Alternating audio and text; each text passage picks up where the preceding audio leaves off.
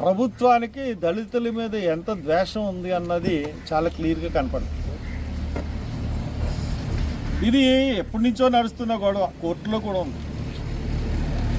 Government వచ్చిన తర్వాత, YCP government వెళ్ళిపోయి తెలుగుదేశం గవర్నమెంట్ వచ్చిన తర్వాత గవర్నమెంట్ రాగానే కేసులు అన్నీ విత్డ్రా చేసుకుని రాజకీయ బలంతో ఈ రోజున పోలీసులని అడ్డు పెట్టుకుని ఒకే నైట్లో మొత్తం గ్రామస్తులందరినీ బంధించి, ఇక్కడ ఎస్సీలందరినీ బంధించి దళితుల్ని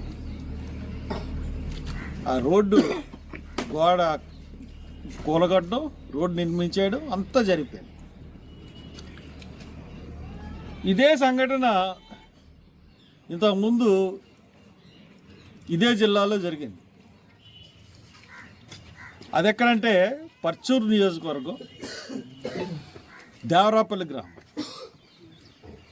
అప్పుడు కూడా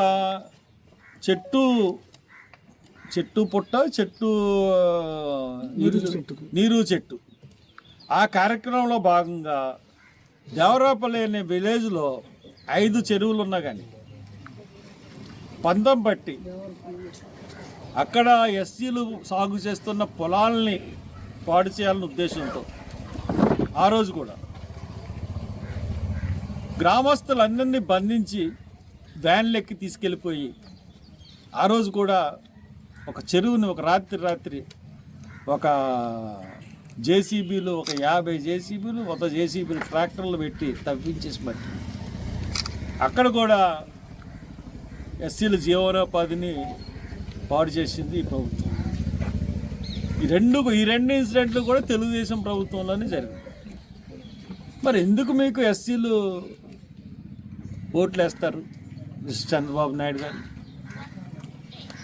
అన్నిటికన్నా దారుణం ఏంటంటే ఎస్సీల మీద వైసీపీ గవర్నమెంట్లో చేమ చిట్టుకుమంటే అసలు రోజంతా అదే న్యూస్ చూపించినటువంటి TV5, ABN ఈ 2 ఛానల్స్ కూడా నోరు మెదపట్లేదు, ఒక ఎస్సీ ఇష్యూని తేటలేదు.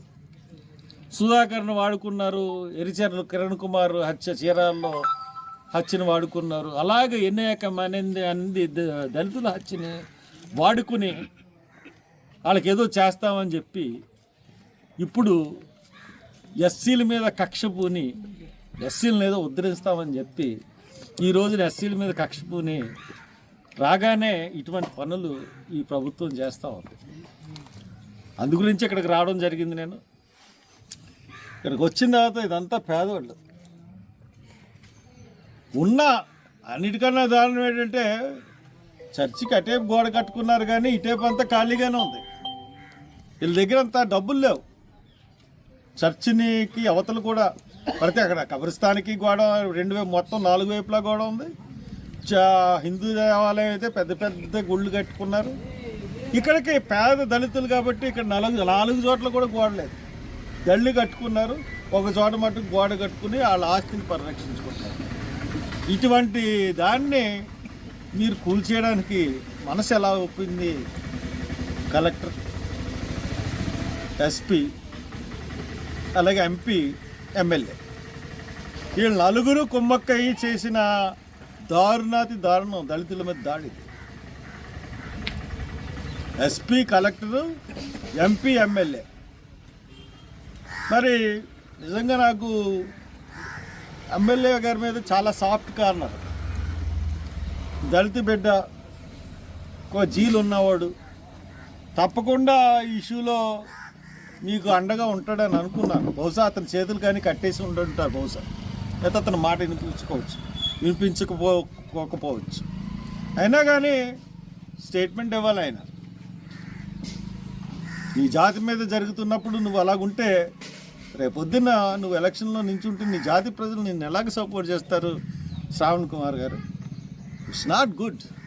ఒక చర్చి గోడల్ని, నేను రాజమండ్రి, ఇక్కడికి ఎంత దూరం? విజయవాడ 200 కిలోమీటర్లు. విజయవాడ నుంచి ఇక్కడికి 150 కిలోమీటర్లు ఉంటుంది. 350 పైన ఉంటే తప్పితే తక్కువ ఉండదు. నేను అక్కడి నుంచి పండగ కదా, నిన్నటి వరకు పండగ. ఈ పండగ టైంలో ఇబ్బంది పెట్టడం ప్రజల్ని బాగుండదు, ప్రభుత్వాన్ని ఇబ్బంది పడడం బాగుండదని 4 రోజులు వేసేయండి. ఇమ్మీడియట్గా నేను చెప్తా ఉన్నాను, ప్రభుత్వాన్ని హెచ్చరిస్తున్నాను. ఇమ్మీడియట్గా ఈ పేద ప్రజల్ని యొక్క కట్టి ఉన్నటువంటి దేవాలయం యొక్క గోడని తిరిగి నిర్మించి వాళ్ళకి అంతకుముందు ప్రభుత్వం ఇచ్చిన స్థలాన్ని తిరిగి స్వాధీనపరచవలసిందిగా ప్రభుత్వాన్ని కోరుతా ఉన్నాను. లేదంటే మీరు అక్కడ రోడ్డు వేయలేరు.